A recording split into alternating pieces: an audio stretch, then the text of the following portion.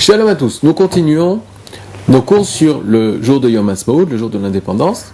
Nous avons appris dans le premier cours que le jour de l'indépendance est la réalisation d'une mitzvah de la Torah, V'rashtem et Haaretz, de faire la conquête du pays d'Israël, et pas seulement la conquête, mais de prendre la souveraineté, d'avoir un État. Donc, avoir un État est, oui, une mitzvah de la Torah.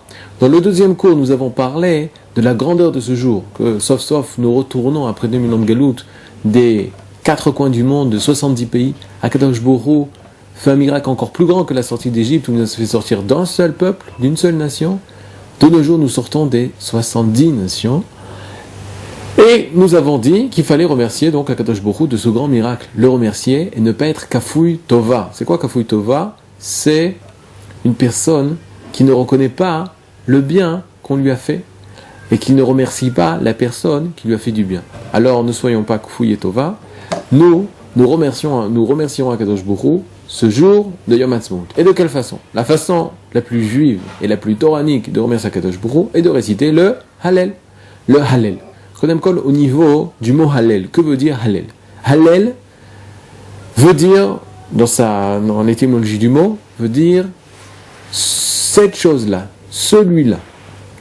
Qu'est-ce que ça veut dire? Quand on dit en français, par exemple, les Hallel, on traduit en général les Hallel par le mot louanger, dire les louanges de quelqu'un. Mais en général, lorsqu'on dit les louanges de quelqu'un, des fois on exagère, des fois on raconte certaines choses pour dire des louanges, ou on dit des louanges qui ne sont pas vraiment adaptées à la personne, mais tout le but c'est de faire plaisir, c'est de louanger une personne. Mais dans la Torah, ce n'est pas du tout ça. Dans la Torah, lorsqu'on parle du mot Hallel, louanger, c'est définir la personne. Hallel, Hallalou, Anerot, Hallalou, celle-là. Je vais vous dire exactement qui est cette personne. On donne la définition de cette personne. C'est ça véritablement louanger dans la Torah. Et le jour de Yom Ha'atzmaut, où la main d'Akadosh Baruch Hu s'est dévoilée, en nous ramenant après un long exil de 2000 ans, en Égypte on est resté 210 ans. Mais lorsqu'on retourne en Israël de notre époque, on est resté après 2000 ans, et pas d'une seule nation, des 70 nations. Quel miracle énorme! Quel Hallel énorme nous devons dire! Et de quelle façon nous allons réciter le Hallel? Très simplement, comme les jours de Hanouka. À Hanouka, où de nouveau le Ham Israël retrouve la royauté, la souveraineté sur son pays. En effet, lorsque l'époque de la Hanouka, nous étions tous asservis par les Assyriens, influencés par les Grecs, etc. On était sous domination helléniste, sous domination assyrienne. Par conséquent, nous ne pouvions pas réciter le Hallel, même si nous étions sur notre terre. Pourquoi? Parce que nous n'étions pas indépendants. Nous n'avions pas une indépendance politique. Tant que nous n'avons pas une indépendance politique, tant que nous n'avons pas une Malchut d'Israël, une royauté d'Israël, une souveraineté d'Israël, nous ne sommes pas capables de pouvoir réciter le Hallel. Et cela pourquoi? La Maseret Megillah dit, et se pose la question, pourquoi les jours de Purim nous ne récitons pas Hallel? À Hanouka, nous récitons le Hallel, et à Purim, nous ne récitons pas le Hallel. Une des réponses de la Gemara est la suivante. Nous ne pouvons pas réciter le Hallel pour la seule et bonne raison que le premier Tehillim que nous allons réciter au début du Hallel est Allélu Avde Hashem. Louez Hashem, vous les serviteurs d'Hashem. Louez-le, vous serviteurs d'Hashem. Et la Gemara dira, à l'époque de Purim, ils ne peuvent pas dire le mot serviteurs d'Hashem, puisqu'ils ne sont pas les serviteurs d'Hashem. La Gemara dit, pourquoi ils ne sont pas les serviteurs d'Hashem?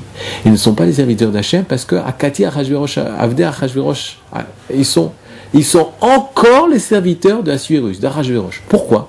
Parce que dans le 10e chapitre de la lecture de la Megillah, du livre de la Megillah, il est marqué explicitement qu'à la fin, Achashverosh a imposé des impôts. Vous voyez, à sa masse, il a mis des impôts sur le peuple.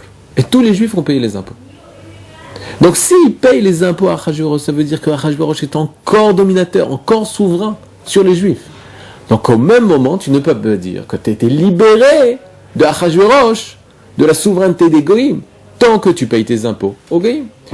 Imaginez-vous la farce suivante. On sort d'Égypte, mais on continue quand même à travailler en Égypte, à payer les impôts en Égypte. Ça s'appelle sortir d'Égypte? Pas du tout.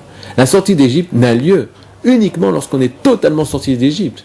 Et c'est réalisé uniquement lorsqu'on n'est plus sous la souveraineté des Égyptiens. Alors là, on peut dire le Hallel.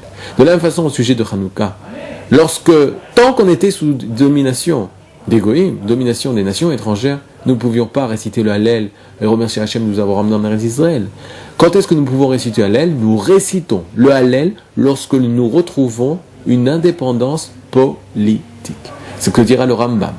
Le Rambam, Maïmonide dira au sujet de Hanouka, et la source essentielle des lois de Yom Ha'atzmaut de nos jours sont tirées des lois de Hanouka. Rambam dira, Maïmonide dira dans Ilchot Hanouka, nous disons le Hallel pendant 8 jours. Pourquoi? Parce que la royauté d'Israël est revenue sur une période de 200 ans, de plus de 200 ans, jusqu'à la fin du Second Temple, jusqu'à la destruction du Second Temple. Mais à partir de Hanouka, nous retrouvons enfin notre indépendance politique. À chaque fois que Kadosh Baruch Hu nous redonnera, nous ramènera en Eretz Israël, il nous redonnera une indépendance politique, nous avons l'obligation de dire le Hallel. Lorsqu'on dit le Hallel, c'est comme à Hanouka, le Hallel complet, avec bracha. Quel bracha? Pour les Sfaradim, Asher Kideshanu Mizotav Etzivanu, l'Igmor et Hallel, et pour nos frères Ashkenazim, l'Ikro et Hallel. Que vous ayez le mérite de réciter cette année, comme chaque année, le Hallel avec bracha, comme la décision du grand rabbinat d'Israël, comme ces sages qui ont vécu l'époque, ont vu ce qu'ils ont vu, et ont compris qu'il fallait, mitor Torah, poussés par leur esprit de Torah, ont su décider et dire qu'il fallait dire le Hallel. Et je voulais rajouter juste une chose, c'est que de la même façon qu'aujourd'hui, certaines personnes ne voient pas le miracle de Hanouka. Et on se base sur quoi? Sur ce que les Chachamim de l'époque ont vu et ont vécu et ont su qu'il fallait dire le Hallel. De la même façon aujourd'hui, lorsque nous parlons de est-ce qu'il faut dire, certains disent non, il ne faut pas dire le Hallel. Il faut se référer à ces mêmes Chachamim, ces mêmes rabbins qui à l'époque ont vu ce qu'ils ont vu et ont fixé de dire le Hallel. Et par conséquent, de là provient toute l'obligation de réciter le Hallel de nos jours, le jour de Yom Ha'atzmaut, Kol Tuv et Yom Ha'atzmaut Sameach.